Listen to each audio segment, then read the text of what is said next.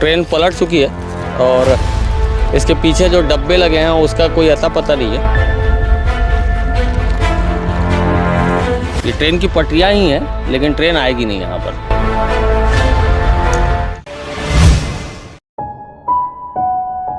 आप सोच रहे होंगे कि मैं इन पटरियों के ऊपर बैठकर क्या करने जा रहा हूँ, लेकिन मैं आपको बता दूं कि यहाँ ना तो ट्रेन आने वाली है। ये ट्रेन की पटरियां ही हैं लेकिन ट्रेन आएगी नहीं यहाँ पर।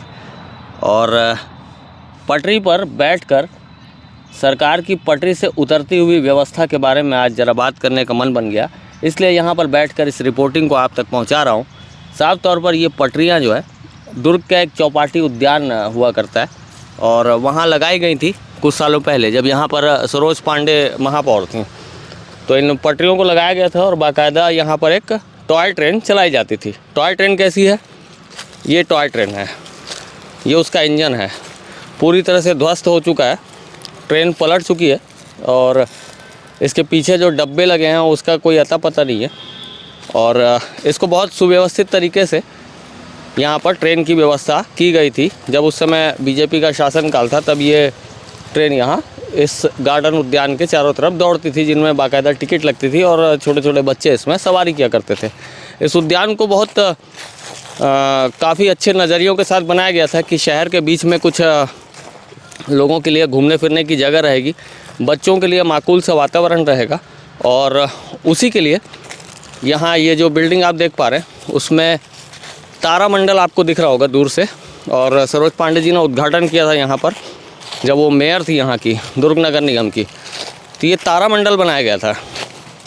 अब इस तारामंडल में कुछ है नहीं, ये शटर गिरा हुआ है और अंदर की व्यवस्था तो खुलने पे पता चल पाएगी, लेकिन यहाँ बताया जा रहा है कि अब तारामंडल कुछ नहीं है, सिर्फ ये एक बोर्ड है लिखा हुआ और जो है यही है।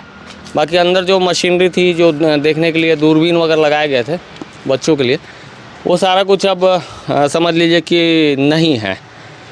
तो इस तरह से चौपट होती व्यवस्था और इस तरफ में पीछे सुलभ शौचालय वगैरह वो दिखाई नहीं जा सकती। स्थिति बहुत ख़राब है वहाँ की भी स्थिति। सामने दुकानें हैं, इस तरफ दुकानें बनाई गई थी ताकि लोगों का व्यवसाय रोजी रोटी चल सके। इस पार खेलने कूदने के लिए जो गार्डन है उसमें डेवलप किया गया था और झूले लगाए गए थे, दुकान है। और यहाँ पर चूँकि ज़िला रोज़गार कार्यालय हुआ करता था पहले का, तो यहाँ कई लोग पंजीयन कराने आते थे अपना, और साफ तौर पर जो बेरोज़गार लोग हैं वो लोग अपना पंजीयन कराने आते थे। तो उनके पास जब खाली समय होता था तो वो लोग आकर यहाँ बैठ जाया करते थे। अब जैसे बताया जा रहा है कि ये जो दुकानें हैं 29 दुकानें यहाँ पर लगी हैं, लेकिन कितनी बार इसके टेंडर प्रक्रिया हुई है, कितनी बार यहाँ पर लोगों ने इसको लीज़ पे लिया है, लेकिन व्यवस्थाएँ सुधरी नहीं हैं।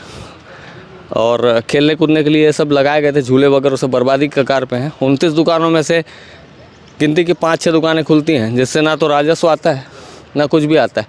तो इस तरह से यहाँ पर शराब के पीने की भी व्यवस्था है और बाकायदा यहाँ पर लोगों की ऐसी महफिलें बैठती हैं। नीचे जो डिस्पोजल है, शराब की बोतलें और चखने का सामान, ये ऐसा लगता है कि जो दुर्ग ज़िले की पुलिस है उसको अब मार्केट एरिया में या जो खुले मैदान है वहाँ पर शराबियों को खोजने की ज़्यादा ज़रूरत नहीं पड़नी चाहिए। अगर वहाँ यहाँ कोई दस्ता आके रोज़ घूमेगा तो उनको काफ़ी सारे सबूत और रंगे हाथ लोग जो शराबी हैं वो मिल जाएंगे, रंगे हाथ पकड़ाते मिल जाएंगे। डिस्पोजलों की बाढ़ है और इसी तरह से। तो ये खबर दिखाने के पीछे आपको सीधा एक कारण है, एक सवाल उठता है सरकार और प्रशासन पे। बगल में नगर निगम है, आसपास कई थाने हैं, यहाँ एक जागरूक नागरिक का वर्ग रहता है, लेकिन इन विषयों के लिए कोई आवाज़ नहीं उठाता। आज कांग्रेस की सत्ता है, भाजपा विपक्ष में है, वो आवाज़ नहीं उठाती। सत्ता पक्ष को तो कोई मतलब नहीं है ऐसा लगता है। तो लाखों करोड़ों की लागत से कोई भी इंफ्रास्ट्रक्चर खड़ा किया जाता है और उसको इस तरह से बर्बाद कर देना, ये कहाँ तक जायज़ है? ये सवाल आप लोगों के लिए भी और सरकार के लिए भी। तो इन व्यवस्थाओं को, इन खबरों के बाद हमारा काम है जो अनियमितता है, अव्यवस्था है, उसको आप तक पहुँचाना। आगे इन विषयों पर क्या कुछ हो पाता है ये देखने वाली बात होगी। अगर आपको हमारी वीडियो अच्छी लगी होगी तो इसको आगे बढ़ा दीजिएगा, सरकार के कान खड़े हो जाएं, लोगों को समझदारी बढ़े। और आपकी कोई राय होगी कि इस गार्डन, इस उद्यान को कैसे बढ़ाया जा सकता है, सरकार को कोई सुझाव होगा, वो ज़रूर कमेंट बॉक्स में रखिएगा। न्यू वीडियोस के अपडेट पाने के लिए सब्सक्राइब करें केपी न्यूज को और बेल आइकन को दबाएं।